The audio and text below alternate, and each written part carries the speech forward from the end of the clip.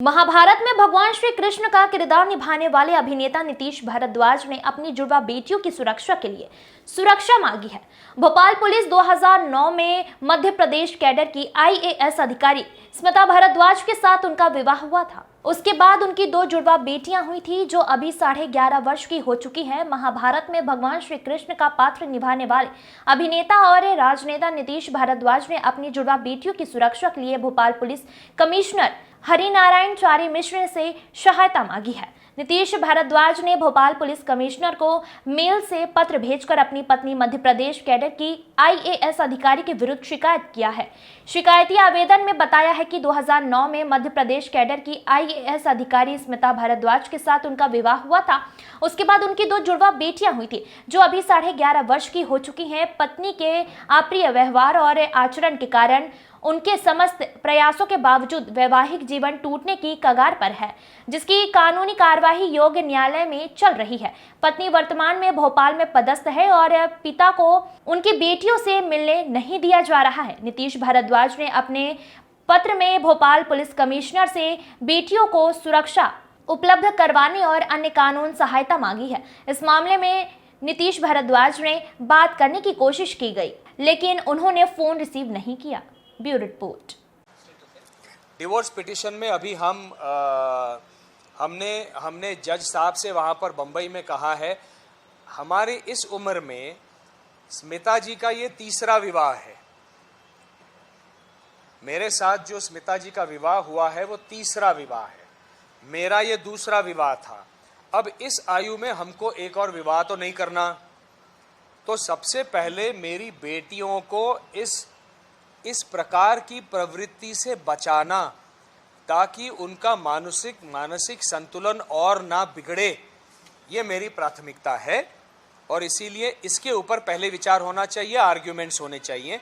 अप्रैल में हम ये आर्ग्यूमेंट शुरू करेंगे और लगभग 500 से अधिक एविडेंस प्रूफ के जो पन्ने हैं हमने स्मिता जी के वकील को भेजे हुए हैं कि किस तरह से उन्होंने ये सारा षड्यंत्र रचा है बच्चियों को हमसे अलग करने का और पिता को बेटियों से अलग करने का।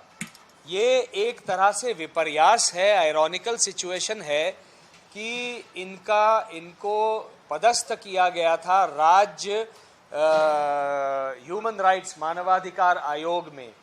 मुझे लगा था कि मानवाधिकार आयोग में जाकर कम से कम ये महिला सीख जाएंगी कि मेरे बेटियों के बच्चों के अधिकार होते हैं अपने पिता पर भी, उन अधिकारों का हनन उनको नहीं करना चाहिए।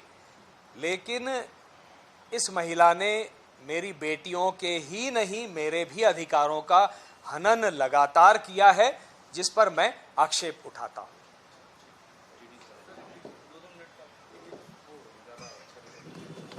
स्वस्थ हैं कि नहीं हैं, कहाँ हैं, भोपाल में हैं कि नहीं हैं, अगर कौन से स्कूल में उनका दाखला हुआ है, क्योंकि अगर 27 दिसंबर को आपने उनको विड्रॉ करने का मेल भेजा है ऊटी के स्कूल को, तो 27 दिसंबर को आपको पता था स्मिता भारद्वाज को कि आपने किसी और स्कूल में दाखले का अरेंजमेंट किया हुआ था। इन सब की जानकारी मुझे पिता के रूप में देना उनका कर्तव्य है, जो उन्होंने कर्तव्य नहीं निभाया है। और इसीलिए एक तरह से मेरी बेटियों का ये न केवल उत्पीड़न है, ये अपहरण भी बनता है।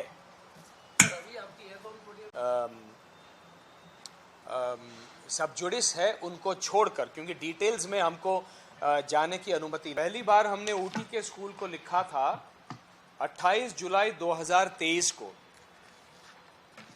कि हमको हमारी बेटियों की जानकारी दीजिए। ये 28 जुलाई 2023 का मेल है लॉरेंस स्कूल ऊटी के प्रिंसिपल के साथ। इसमें नॉर्मल जानकारी जो एक पिता के रूप में हमको मिलनी चाहिए वो हमने मांगी थी, उन्होंने ये जानकारी नहीं दी थी। इसलिए अब जब 2 जनवरी के बाद 3 और 4 जनवरी को मुंबई के कोर्ट के ऑर्डर की अवमानना करते हुए स्मिता गाटे भारद्वाज बच्चियों को वहाँ पर नहीं ले आई, हमने ये देखा कि लॉरेंस स्कूल का जो कैलेंडर ऑनलाइन है उसमें ये पता चला कि 18 जनवरी को बच्चों को वापस वहाँ पे स्कूल में ज्वाइन करना था। हमने उनको लिखा कि 18 जनवरी को वो वापस आई होंगी। हमारा ये पुराना मेल देखिए और हमारी जो अनुशंसा है उसको सिंपैथेटिकली देखिए और ओब्लाइज कीजिए और हमको एक पिता के रूप में हमको हमारी बेटियों की सारी जानकारी दीजिए। उनका 2 फरवरी को ये मेल आया है लॉरेंस स्कूल का, जिससे हम फिर से भौचक्का हो गए कि हमारी बेटियों को 27 दिसंबर को मेल लिख के स्मिता गाटे भारद्वाज ने विड्रॉ किया है ऊटी के स्कूल से और 12 जनवरी को ऊटी के स्कूल ने ट्रांसफ़र सर्टिफिकेट दे दिया। ये सारी चीज़ें हमको अंधेरे में रख के की गई हैं और इन्होंने ये एक और चीज़ लिखी है कि the marital status of miss Smita Bhardwaj was not disclosed by her to the school, मतलब ऊटी का school, at the time of admission of the children in Lawrence school Ooty. ये लगातार कस्टडी के विषय में छुपाती रही हैं और ऐसा जताती रही हैं सारे स्कूल्स को कि कस्टडी मेरे पास है और इसलिए इनको कोई जानकारी देने की आवश्यकता नहीं है। इनके आधार पर मैंने इन मेल्स के आधार पर 8 और 9 फरवरी को स्मिता जी को मेल लिखे कि ये क्या चल रहा है। भोपाल के स्कूल में 6 महीना, ऊटी के स्कूल में 4.5 महीना, इससे एकेडमिक करियर उनका अनस्टेबल हो जाता है। वो कहीं पर भी स्टेबल नहीं रह सकती बेटियां। आपने जिस तरह से उनका मानसिक संतुलन बिगाड़ा है, झूठ झूठ बोल के ये जो किया है, उसका साइकोलॉजिकल इम्पैक्ट उनके ऊपर हो रहा है और ये आपको नहीं करने के लिए मैं 50 बार लिख चुका हूँ। उसके बावजूद 2 मेल्स के बावजूद आप you are answerable to me, ये हमने कहा है, क्योंकि जो भी कस्टोडियन पेरेंट होता है, जब कस्टडी का विवाद होता है तो court, family court automatically becomes the custodian of that child.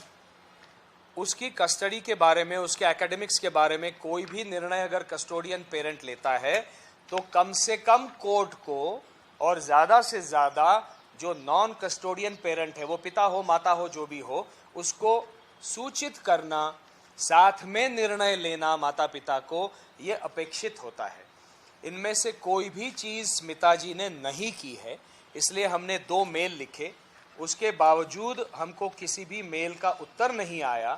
तब जाकर हमने भोपाल पुलिस कमिश्नर से, हमको ये भी नहीं पता कि आज मेरी बेटियां हैं कहाँ, क्योंकि भोपाल से निकाल के ऊटी में डाल दिया था, अब ऊटी से निकाल के उनको कहाँ डाल दिया है, वो किस स्थिति में है, उनको जितने झूठ झूठ बोले गए हैं उनकी मानसिकता पर विपरीत परिणाम हो रहा है। तो ये सारी चीज़ों को देखते हुए हमने कंप्लेन किया है भोपाल पुलिस कमिश्नर मिश्रा जी से कि एक तरह से ये मेरी बच्चियों का अपहरण है और साथ में उनका मानसिक और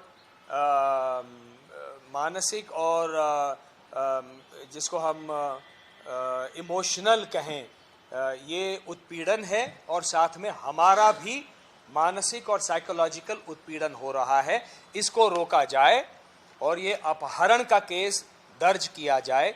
ये हमने केस इनके ऊपर कंप्लेंट मिश्रा जी को दिया हुआ है।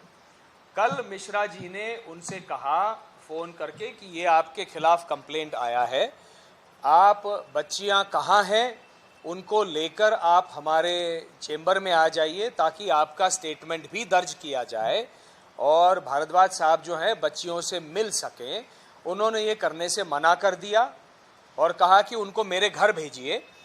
ऐसी हॉस्टाइल और अग्रेसिव सिचुएशन में और जिस तरह का एक व्यवहार इनका रहा है एक IAS ऑफिसर के रूप में, ऐसी हॉस्टाइल सिचुएशन में हम उनके घर पे नहीं जाएं, ये हमारे वकील साहब जो हैं उन्होंने हमको सलाह दी है और हमने वो करने से मना कर दिया है।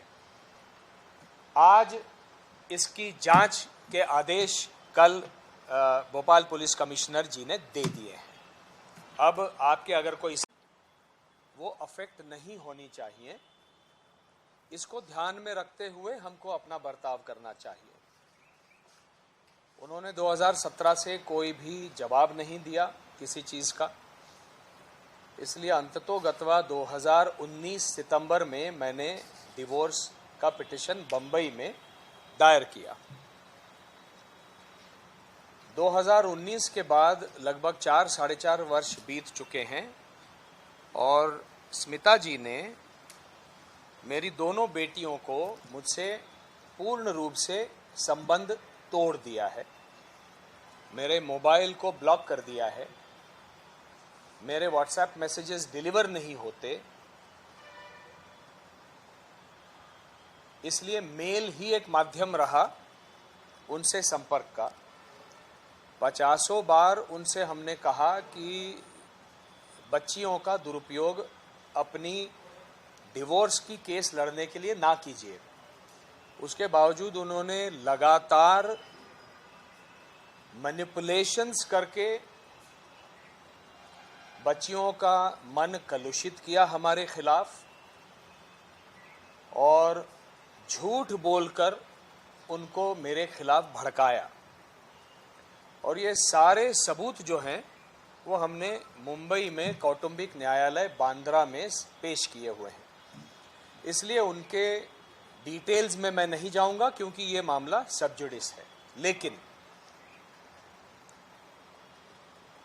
इन सब के बावजूद 50 बार बोलने के बावजूद जब उनका तबादला इंदौर से भोपाल हुआ तो मैं 8 महीनों ताला, तब मुझे अंधेरे में रखा। मैं लगातार जनवरी 23 से अप्रैल 23 तक मेल करता रहा, क्या हुआ, क्यों भोपाल के स्कूल से संस्कार वैली से बाहर निकाला, मैं जानना चाहता हूं। क्योंकि अगर वाकई में कोई ऐसा कारण रहा है जो इनकम्पैटिबिलिटी बच्चों की रही स्कूल के साथ, तो अगला स्कूल तय करते हुए एक माता पिता को बात आपस में करनी चाहिए और यही भूल दोहरानी नहीं चाहिए। फिर भी मुझे अंधेरे में रखा गया और सीधे मेरी बेटियों को ऊटी के लॉरेंस बोर्डिंग स्कूल में डाला गया, जो भी मुझे नहीं बताया और मुझे बाहर से पता चला। 3.5-4.5 महीनों से, मतलब 15 जुलाई 2023 को मेरी बेटियां ऊटी के स्कूल में दाखिल हुई और दिसंबर में उनका विंटर ब्रेक शुरू हुआ। उसके बाद मैंने जब लिखा स्कूल को कि मुझे बेटियों की जानकारी दी जाए, ये दोबारा लिखा था, तो उनका मुझे पत्र आया, मेल आया कि ये अभी लेट हो गया है, आपकी पत्नी ने बेटियों को हमारे स्कूल से विड्रॉ कर लिया है और हमने ट्रांसफ़र सर्टिफिकेट दे दिया है। इस दौरान भोपाल का स्कूल और लॉरेंस स्कूल ऊटी के प्रशासन को इन्होंने आईएएस के ओहदे का दुरुपयोग करते हुए प्रेशर डाला कि नीतीश भारद्वाज जो पिता होंगे लेकिन उनको कोई भी जानकारी नहीं देनी है बच्चियों की। मैं दोनों प्रिंसिपल्स के साथ मेरा मेल कम्युनिकेशन है कि ये सही नहीं है, ये ठीक नहीं है। मैं पिता हूँ और बच्चों के विषय में उनके एकेडमिक क्या प्रोग्रेस है, वो कहाँ रह रही हैं, उन्होंने एक्स्ट्रा करिकुलर एक्टिविटीज़ क्या ली हैं, ये सब जानने का मुझे अधिकार है। उसके बावजूद दोनों स्कूल्स ने मुझे कोई भी जानकारी नहीं दी। इसके बीच में हमने, क्योंकि मैं 4 वर्षों में बच्चों से मिला नहीं था, बंबई के कौटुंबिक न्यायालय में हमने कस्टडी की एप्लीकेशन लगाई और इन द इंटरिम हमने ये कहा कि बच्चों से हमको मिलने दिया जाए। उनके लॉयर ने मेल पर मेरे लॉयर से अग्री किया और 15 दिसंबर 2023 को मुंबई के कौटुंबिक न्यायालय मतलब फैमिली कोर्ट ने ऑर्डर निकाला to registrar family court Pune कि मुझे 2, 3 और 4 जनवरी को इस वर्ष 24 मुझे बच्चों से मिलने दिया जाए। वो 2 तारीख को बच्चों को लेकर आ गई और बच्चों को क्या क्या झूठ बोला था मेरे विषय में और कोर्ट प्रोसीडिंग्स के विषय में, ये मुझे उस दिन पता चला। क्योंकि बच्चों ने जो जो बातें कही वो तथ्य से बिल्कुल विपरीत है। तो जब मैंने उनसे कहा कि ये वस्तुस्थिति नहीं है तो वो मुझसे लड़ने लगी एक बेटी रोने लगी और उसका लाभ लेते हुए स्मिता जी ने ये कहा कि मैं बच्चों को कल से नहीं लेके आऊंगी। और ये रिपोर्ट है फैमिली कोर्ट पूना की, जिसमें क्लियरली दिखाई देता है 2 तारीख को हम दोनों आए थे, 3 और 4 को मैं गया था क्योंकि ऑर्डर था फैमिली कोर्ट बॉम्बे का, और ये नहीं आई बच्चियों को लेके। इनको फैमिली कोर्ट के जो पूना के चीफ काउंसलर हैं, इन्होंने समझाया कि ये ऑर्डर की अवमानना होगी। उसके बावजूद उन्होंने कहा आई डोंट केयर, मैं लेके नहीं आऊँगी, और वो नहीं लेके आई। और हमारे लॉयर ने, वकील ने उनके वकील को लिखा है कि आपके क्लाइंट ने कंटेम्प्ट ऑफ कोर्ट किया है। और ये सारी जानकारी हमने एक रिपोर्ट बना के मुंबई के फैमिली कोर्ट को प्रस्तुत की है। ऊटी के स्कूल के साथ जो इन्होंने किया, ये भोपाल और ऊटी के स्कूल के साथ जितना कॉरेस्पॉन्डेंस हुआ है वो यहाँ पे है। ये सारा कॉरेस्पॉन्डेंस जो है भोपाल और ऊटी के प्रिंसिपल्स के साथ हुआ है, और इन्होंने क्लियरली कह दिया था कि मैं बच्चों की जानकारी इनको दूंगी, आपको देने की आवश्यकता नहीं है। और इन्होंने भी भोपाल के स्कूल की कोई भी जानकारी बच्चों की मुझे नहीं दी। और अब जाके पता चलता है कि ऊटी के स्कूल से इन्होंने बाहर निकाला। कस्टडी की ये एप्लीकेशन है हमारी मुंबई की फैमिली कोर्ट में। पहली एप्लीकेशन मार्च 2023 की है, जिसमें हमने कहा हमारे बच्चों को कोर्ट के सामने प्रस्तुत किया जाए, क्योंकि हम बच्चों से मिले भी नहीं हैं, बच्चे कहाँ हैं हमको मालूम नहीं, किस हालात में है हमको मालूम नहीं। उसके बाद हमने मेन कस्टडी की एप्लीकेशन लगाई है 23 जून 2023 को, जिसके ऊपर अब की बारी अप्रैल से हम आर्ग्यूमेंट शुरू करेंगे। हमने दोनों बेटियों की कस्टडी मांगी है, क्योंकि जिस तरह का व्यवहार स्मिता गाटे भारद्वाज का है, ये मेरी बेटियों के हित में नहीं है। उनका भावनिक और एकेडमिक और साइकोलॉजिकल वेलबीइंग वो नहीं देख रही हैं। इसलिए हमने दोनों बेटियों का कस्टडी मांगी है, और बहुत सारे डॉक्यूमेंट्स मांगे हैं ऐसे जो भोपाल के साथ उनका पत्र व्यवहार रहा होगा, भोपाल के संस्कार वैली स्कूल से और लॉरेंस स्कूल से, जो जानकारी हमारे लिए आवश्यक है कस्टडी के आर्ग्यूमेंट्स करने के लिए। लगातार इन्होंने एक चीज दोनों स्कूल से छुपाई है, जो भोपाल के कमिश्नर को भी इन्होंने झूठ बोला कल, कि बच्चों की कस्टडी मेरे पास कोर्ट ने दी है, जबकि ये ऑर्डर है 25 मई 2023 का, जिसमें ये जज ने लिखा है custody petition is pending. Custody अभी डिसाइडेड नहीं है। कस्टडी उनके पास इसलिए है क्योंकि माँ के पास बच्चे बड़े होते हैं, तो फिजिकली उनके पास है, लीगल कस्टडी उनके पास नहीं है।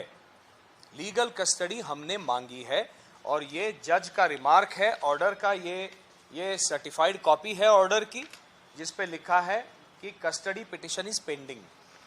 ये बात उन्होंने लगातार छुपाई है दोनों स्कूल से, और ये दिखाई देता है अब की बार जब हमने स्कूल को लिखा